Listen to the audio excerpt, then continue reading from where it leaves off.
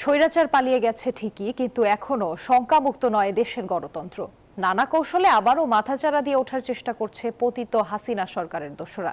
এমন মন্তব্য করেছেন বিএনপির ভারপ্রাপ্ত চেয়ারম্যান তারেক রহমান। বাংলাদেশ জন্মাষ্টমী উদযাপন পরিষদের দ্বিবার্ষিক সম্মেলনে প্রধান অতিথির বক্তব্যে এসব বলেন তিনি। বলেন, গত 17 বছর সনাতন ধর্মের অনুসারীদের রাজনৈতিকভাবে ব্যবহার করেছে আওয়ামী লীগ সরকার। জানান, সংখ্যালঘু সংখ্যাগুরু নয়, সবাইকে নিয়ে মানবিক বাংলাদেশ গড়তে চায় বিএনপি। চট্টগ্রামে বাংলাদেশ জন্মাষ্টমী উদযাপন পরিষদের দ্বিবার্ষিক সম্মেলন অনুষ্ঠানে সনাতনী সম্প্রদায়ের নেতারা বলেন, কোনো ধর্মীয় পরিচয় নয়, বাংলাদেশের নাগরিক হয়ে বসবাস করতে চান তারা। সত্যিকারের সোনার বাংলাদেশ রূপে রূপান্তরিত হবে।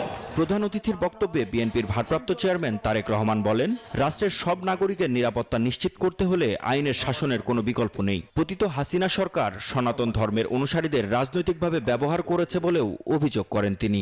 গত 17 বছর আপনাদেরকে রাজনৈতিকভাবে ব্যবহার করা হয়েছে।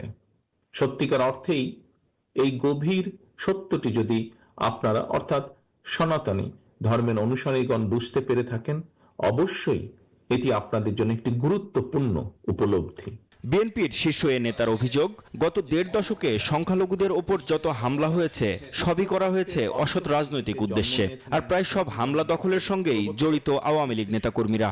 গত 1.5 দশকে দেশের সংখ্যালঘু সম্প্রদায় কিংবা তাদের ধর্মীয় স্থাপনা অথবা বসত বাড়িতে হামলার ঘটনাগুলো যদি আমরা পর্যালোচনা করি, তাহলে দেখব হাতে গোনা 2-1টি ঘটনা ছাড়া বাংলাদেশের সংখ্যালঘু কেন্দ্রিক অধিকাংশ হামলার ঘটনা কিন্তু কোনো ধর্মীয় কারণে হয়নি।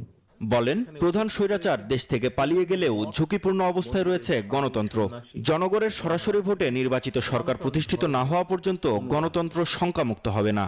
জনগণের প্রত্যক্ষ ভোটে নির্বাচিত জনপ্রতিনিধিদের দ্বারা জনগণের প্রতি দায়বদ্ধ সংসদ এবং সরকার যতক্ষণ না গঠিত হবে ততক্ষণ পর্যন্ত কিন্তু গণতন্ত্র ঝুঁকি মুক্ত নয়। বিএনপির ভারপ্রাপ্ত চেয়ারম্যান অঙ্গীকার করেন, জনগণের ভোটে ক্ষমতায় গিয়ে সবাইকে নিয়ে সুন্দর সাম্যের দেশ গড়বে বিএনপি, যেখানে সব অধিকার ভোগ করবে নাগরিক। বাংলাদেশের প্রতিটি নাগরিকের একমাত্র গর্বিত পরিচয়, আমরা বাংলাদেশী। Desk report, news 24।